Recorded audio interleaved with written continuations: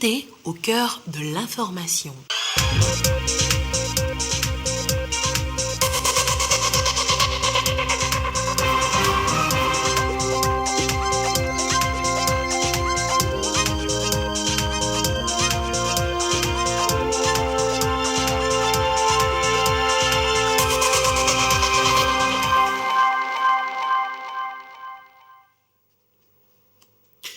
Prévention de l'extrémisme violent et lutte contre le terrorisme, les professionnels des médias et les leaders communautaires sont impliqués dans le combat. Qu'est-ce qu'on attend d'eux? Le ministre en charge de la sécurité nous donnera les précisions.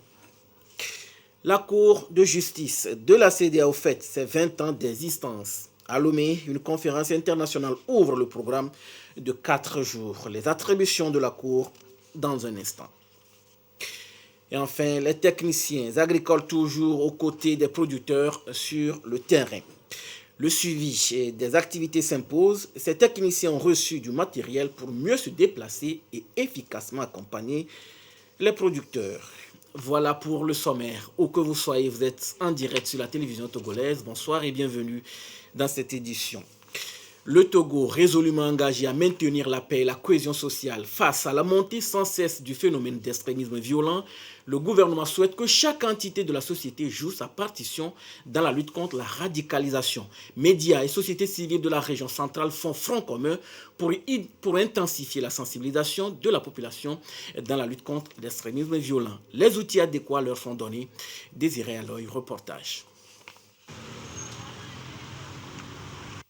Œuvrer au maintien de la sécurité, la cohésion sociale, la paix, le Togo s'attelle activement à prévenir l'extrémisme violent. Le gouvernement togolais met alors des bouchées doubles en impliquant tous les acteurs dans la lutte. À Sokodé, un renforcement de la presse et de la société civile de la région centrale se tient. Aujourd'hui, à travers vous, derrière les médias, nous savons combien vous êtes écoutés, combien vous êtes suivis, combien vous passer les messages, passer ce message de sensibilisation sur l'extrémisme violent à nos populations. Voilà ce que nous attendons. Nous savons ce que ces organisations de la société civile pèsent à travers les ONG, les associations, le poids qu'ils ont auprès de nos populations. Nous leur demandons de profiter de cela, continuer par sensibiliser nos populations, appuyer le CIPLEV, appuyer le gouvernement dans sa responsabilité, dans son rôle d'éducation, de sensibilisation et d'information sur l'extrémisme violent. L'extrémisme violent reste un phénomène d'actualité et il est question de développer des stratégies locales et nationales pour faire face. Le Togo, sur le terrain, cherche les causes profondes qui permettent de couper la racine au mal et éviter la radicalisation. Nous sommes convaincus que sans la paix, sans la cohésion sociale, sans la sécurité, on ne peut pas parler de développement. Donc notre engagement est un engagement de développement, est un engagement de prévention et également un engagement pour mettre à la disposition du Togo les moyens pour qu'il puisse lutter efficacement à ces phénomènes. L'événement de Kpendial interpelle toutes les composantes de la nation. Le gouvernement togolais attend beaucoup de la presse et de la société civile. Nous, en tant que société civile, il faut que nous puissions nous approprier la dynamique gouvernementale, pouvoir maîtriser les notions et les stratégies de lutte. Nous allons relayer l'information de la façon la plus adéquate possible pour qu'avec l'appui des populations à la base, nous puissions ensemble comme un seul homme lutter efficacement contre l'ennemi, contre l'extrémisme violent. Nous sommes appelés à travailler d'une manière très dure pour amener nos populations, nos auditeurs, nos téléspectateurs, nos lecteurs à prendre conscience sérieusement de la thématique. Le PNUD, dans une dimension régionale, soutient le Togo qui a besoin de tous les acteurs pour former une barrière solide face à la radicalisation et l'extrémisme violent. Et les messages de paix sont encore plus véhiculés par les hommes de Dieu, souvent par le canal des médias confessionnels. Ils prônent le vivre ensemble. Les professionnels de ces médias chrétiens venus des 4 coins de l'Afrique francophone sont à Lomé pour un forum de haut niveau. Lomé 4 va mettre en synergie leur action en vue de réparer la fracture générationnelle au sein des médias. Carmen Madia Capo. Les médias de plus en plus présents dans la vie des populations africaines. De l'avis d'experts, la plupart jouent leur rôle. Cependant, la fracture entre jeunes et seniors est perceptible. Une fracture tout aussi géographique que sociale. Pour les médias chrétiens, si vous avez de temps en temps l'opportunité de les écouter, vous allez entendre des cantiques du XVIIIe siècle à l'antenne. Donc vous avez un petit 36% de teneurs de pouvoir et qui vont parler à peut-être 36% autres vieux qui écoutent la radio, et ils oublient que 64% de leurs auditeurs potentiels, ce sont des jeunes. Notre idée, c'est de les sensibiliser à cette question. La problématique fait justement débat à ce 4e forum des médias chrétiens d'Afrique francophone. Journalistes, réalisateurs et techniciens vont sur des propositions concrètes pour changer la donne. Il faut établir un pont entre les générations afin que le message de Jésus-Christ, qui n'est pas un message d'acception de personnes, soit véhiculé et transmis par les journalistes. En clair, les médias chrétiens doivent se réinventer, intégrer une approche jeune avec des programmes qui s'adressent directement à cette tranche jeune et adolescente. Cela pourrait bien être une solution pour les arracher un tant soit peu aux réseaux sociaux qui amènent certains en déperdition. En clair, les médias chrétiens doivent se réinventer, intégrer une approche jeune avec des programmes qui s'adressent directement à cette tranche jeune et adolescente. Cela pourrait bien être une solution pour les arracher un tant soit peu aux réseaux sociaux qui amènent certains en déperdition. La Cour de justice de la CEDEAO a 20 ans. L'institution judiciaire de la communauté célèbre l'événement à travers une conférence internationale à Lomé. 4 jours durant, plusieurs thématiques seront abordées. Les sujets tourneront autour des réalisations, défis et perspectives de la Cour de justice de la CEDEAO. Christine Petit-Kialoudé. Instant solennel, la Cour de justice de la CEDEAO ouvre la conférence internationale. Elle inaugure les 20 ans d'existence de l'institution, ses réalisations, ses défis et ses perspectives. 559 recours, 130 décisions, 301 arrêts et plus de 1000 audiences. L'augmentation des affaires traitées est significative, même si des défis subsistent.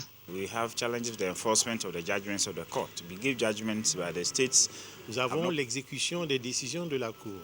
Deuxième défi et difficulté, c'est les traductions des pièces de procédure. La Cour utilise 3 langues de travail. Nous avons besoin de beaucoup de traducteurs pour que le travail des juges puisse être fait en temps réel et pour une bonne administration de la justice, pour la protection des droits humains.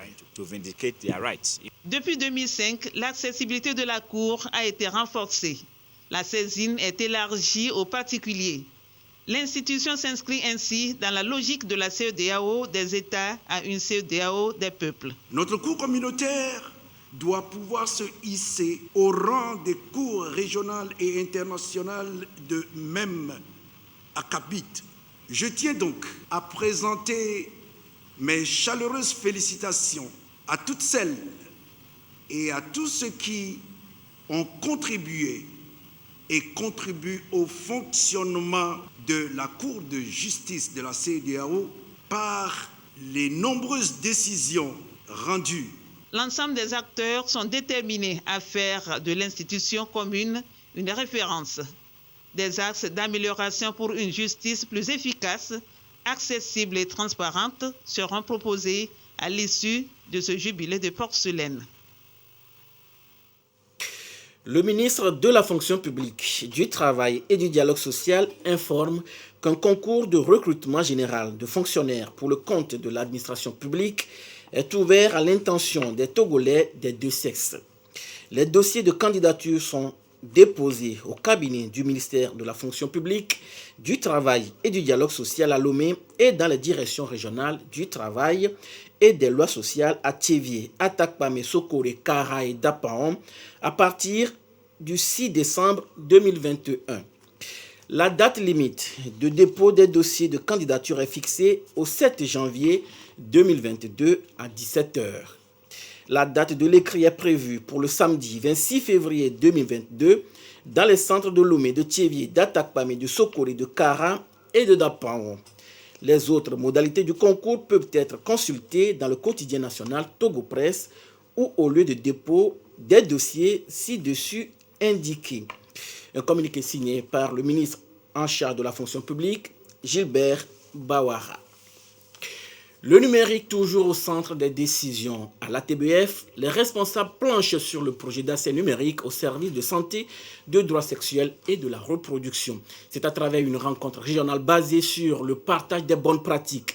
Bonnes pratiques dans la mise en place des applications mobiles ciblant les adolescents et les jeunes en général dans les pays comme le Togo, le Bénin, le Mali, le Burundi, la République centrafrique et la RDC. Naomi Nyonfam et Sandra Ziagbi. L'éthique au service de la santé sexuelle, un moyen pour assurer la continuité à l'accès des jeunes aux services de qualité dans le domaine des droits en santé sexuelle et de la reproduction. En santé numérique au Togo, l'association togolaise pour le bien-être familial est citée comme exemple. Ici, ces associations du Bénin, Mali, Burundi, la RDC et la République de Centrafrique partagent et bénéficient de son expertise. Nous venons déjà bénéficier de l'expérience du Togo en ce qui concerne l'offre de services de santé sexuelle et reproductive en direction des adolescents et jeunes. L'association membre du Cameroun a identifié le Togo, comme d'autres associations qui sont ici présentes, comme un centre d'excellence et nous sommes très fiers de venir ici. Le concept de santé numérique, une opportunité et solution adoptée par l'ATBEF pour sensibiliser les jeunes et adolescents sur les questions de la santé reproductive et mieux les atteindre. Un mécanisme qui fait ses preuves. L'application est là depuis plus d'une année déjà et nous avons enregistré un grand nombre de consultations en ligne.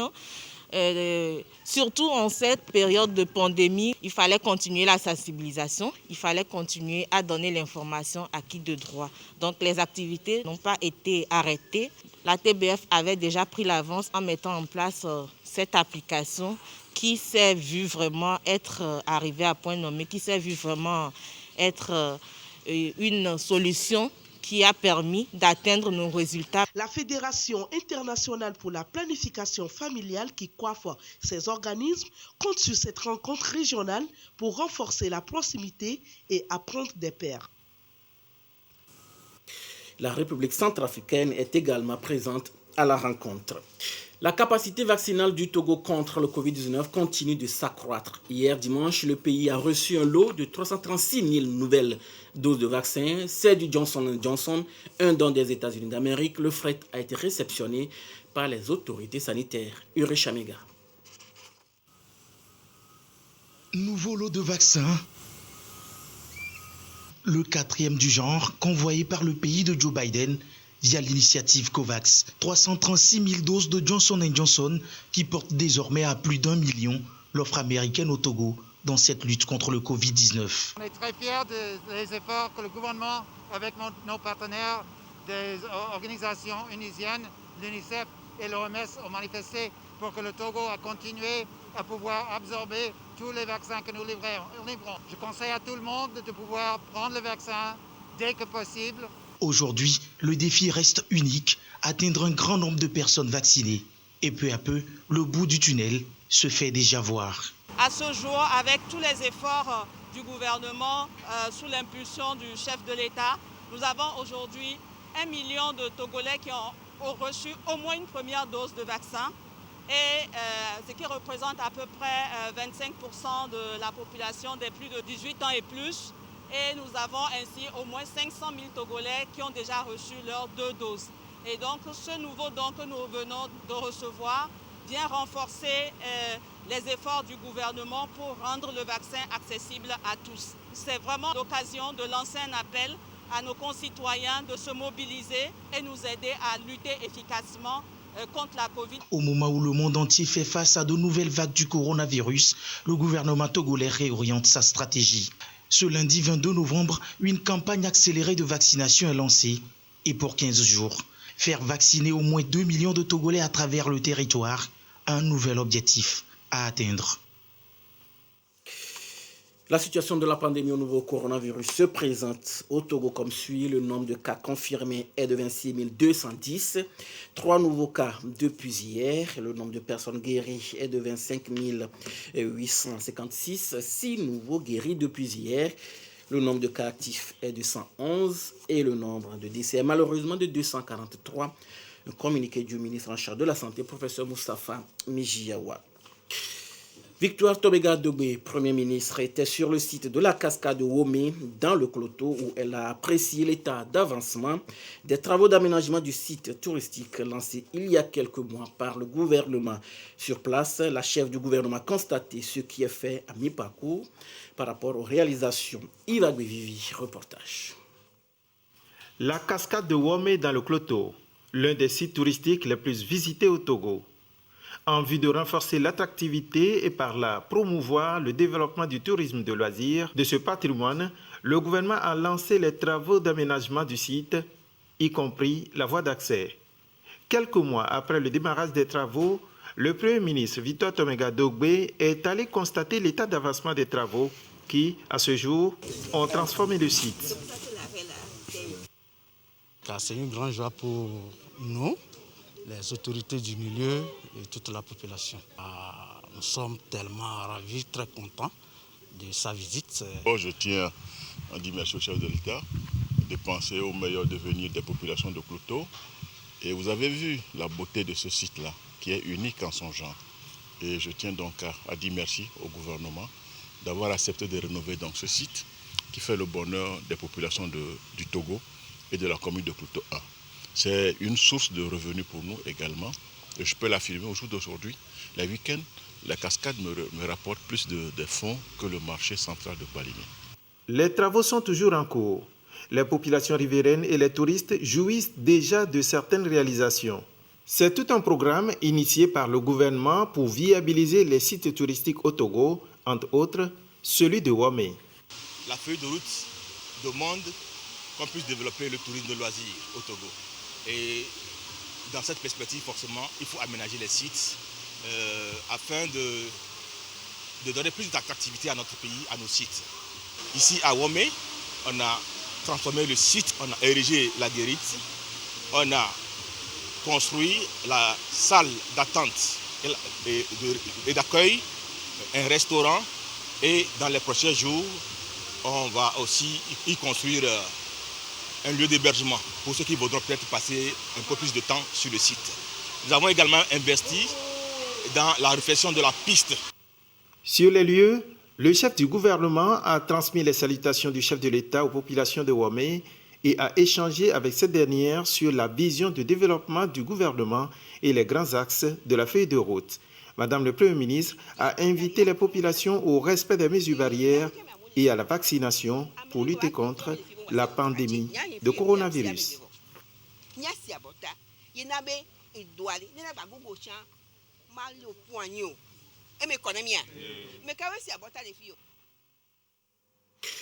Lutte contre la salinité des sols, le Togo continue le combat. Les experts agricoles passent en revue à Lomé l'état de mise en œuvre du projet RESAD. La salinité est la concentration du sel et d'autres métaux lourds dans le sol. Elle est l'une des causes de la faible production agricole. Quelles sont donc les stratégies mises en place dans cette lutte? Clarissa Ticlé. Environ 19 millions d'hectares de terre en Afrique subsaharienne sont touchés par le problème de la salinité des sols. Le Togo, à l'instar d'autres pays, met en œuvre à travers l'Institut de recherche agronomique ITRA le projet RESAD pour faire face aux problèmes. À Lomé, le comité de pilotage analyse les actions menées dans ce sens. C'est pour qu'on puisse voir l'évolution du projet et donner des directives, les points faibles, les points forts et voir comment il faut avancer ensemble. Le Centre international pour l'agriculture biosaline déploie donc des technologies pour venir à bout à la salinité, la concentration du sel dans le sol, souvent à l'origine de faibles productivités agricoles. Les variétés sur lesquelles travaillent les instituts de recherche et le ministère pour en fait améliorer la production et la productivité au Togo. Donc je pense que c'est un effort considérable. L'agriculture au Togo est sur la bonne voie. Ces technologies prennent en compte le développement des cultures tolérantes à la salinité afin de permettre aux paysans d'obtenir de bons rendements. Le site expérimental aujourd'hui, c'est à Azaon, à Atiapé-Docoin, et de là, nous allons l'exporter vers les autres endroits du pays qui ont ce problème.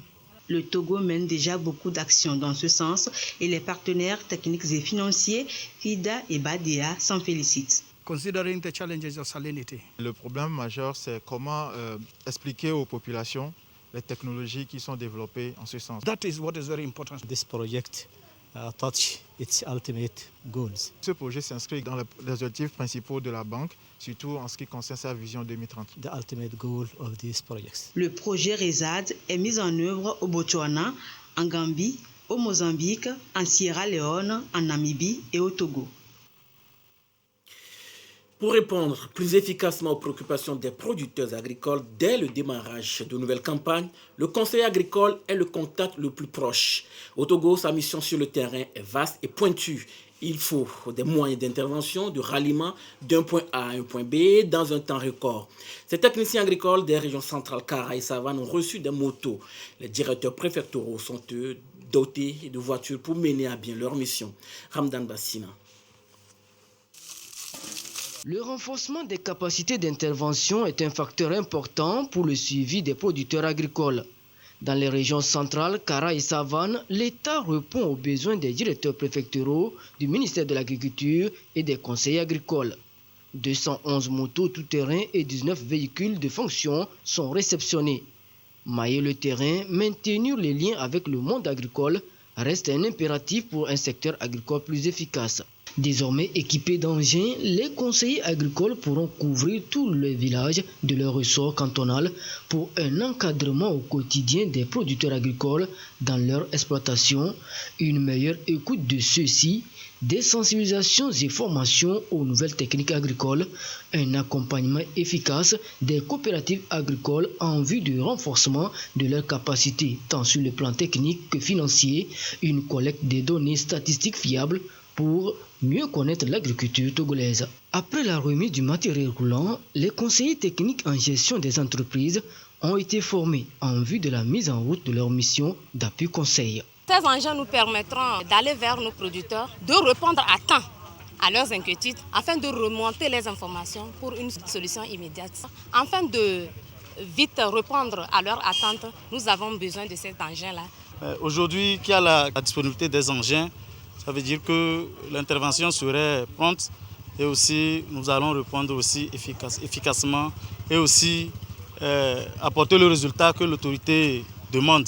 Les directeurs préfectoraux et les conseillers agricoles sont un maillon incontournable dans la dissémination de la vision du ministère de l'Agriculture, celle d'assurer la sécurité alimentaire, améliorer les exportations des produits transformés ainsi que la balance commerciale. Alors, promptitude et efficacité dans l'accompagnement des producteurs sont les mots d'ordre à leur endroit. Dans la feuille de route gouvernementale, il est demandé au ministère d'assurer un gain de productivité de l'ordre de 8 à 10% à l'horizon 2025. Et pour pouvoir avoir ce résultat, il faut mutualiser les efforts, mettre les moyens à la disposition des agents de terrain qui sont les premiers interlocuteurs des producteurs. La région des plateaux et la maritime recevront à leur tour ces engins devenus un outil efficace pour remonter les informations à temps. Et pour une agriculture à même d'assurer la sécurité alimentaire, le suivi régulier des producteurs agricoles est la règle. Les conseillers agricoles, encore appelés conseillers techniques, jouent ce rôle. Le ministère de tutelle attache du prix au respect de leur cahier de charge. Ramdan Bassina. Les conseillers agricoles ont pour cahier de charge d'être au plus près du terrain, encadrer les producteurs, accompagner les coopératives et gérer les données statistiques sont entre autres missions. Sapadia, la trentaine révolue est conseiller technique. Il couvre à lui seul 49 villages. Puis la mise en place de la ZAP et le rôle du technicien agricole que je suis est de mobiliser les producteurs autour de la ZAP, les mettre en coopérative et les accompagner à avoir un agrégateur qui va les appuyer en semences. On les a aidés à avoir les tests juridiques, c'est-à-dire les statuts règlements. Comme le labour a été fait à plat, on leur a appris comment semer en ligne pour avoir une bonne densité et avoir maintenant un bon rendement.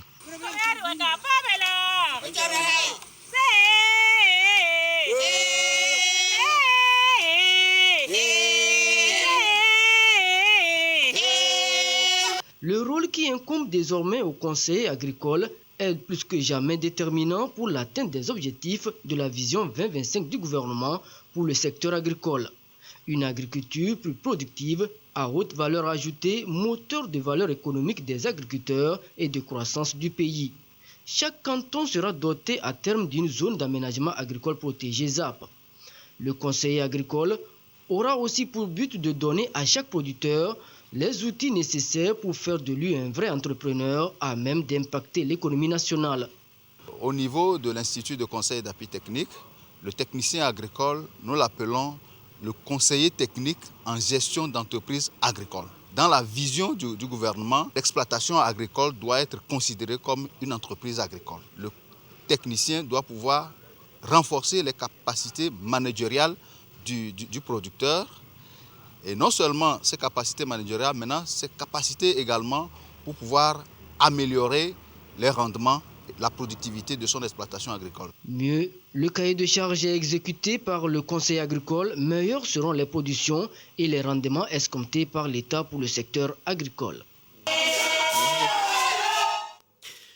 Demain, mardi 23 novembre 2021, la présidente de l'Assemblée nationale convoque les élus du peuple pour la 12e séance plénière de la 2e session ordinaire de l'année. C'est un communiqué de Yawa Djibori Tchegan, présidente de l'Assemblée nationale. Au Soudan, Abdallah Hamdok retrouve son poste de Premier ministre un mois après le coup d'État. Écarté lors du putsch du 25 octobre dernier, il est redevenu Premier ministre du Soudan au terme d'un accord signé dimanche avec le général Abdel Fattah al-Burhan. La préfecture de l'Avey a un nouveau chef canton. Maoulolo Sadio Amaglo a reçu son décret de désignation. L'événement a été célébré dans le canton de Djolo. Gisèle Kozona et Kwesala.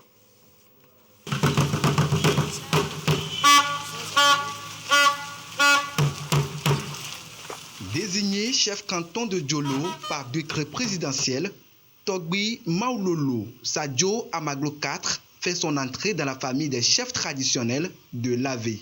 Je suis très content parce que par rapport à certains cantons, le canton de Djolo est en retard. Je vais réunir les citoyens du village pour ensemble le développement de notre canton. Le nouveau chef canton tire sa légitimité non seulement de son appartenance à la lignée du trône, mais aussi par rapport à sa probité morale et ses compétences. Nous devons l'aider, lui apprendre beaucoup de choses. Voilà comment ça se passe, Il doit quand même être humble. Un bon chef doit être un rassembleur. Un bon chef ne doit pas avoir d'ennemis. Un bon chef doit suivre les instructions de l'État. Un bon chef ne doit pas faire ce que la loi n'autorise pas. Djolo est une zone frontalière au Ghana. Elle est réputée dans la culture d'ananas et dans la fabrication des pots. Fin de cette édition. Merci de nous avoir suivis. Restez avec nous sur la TVT La Première et gardez toujours le sourire. Quoi qu'il arrive, excellente nuit à tous.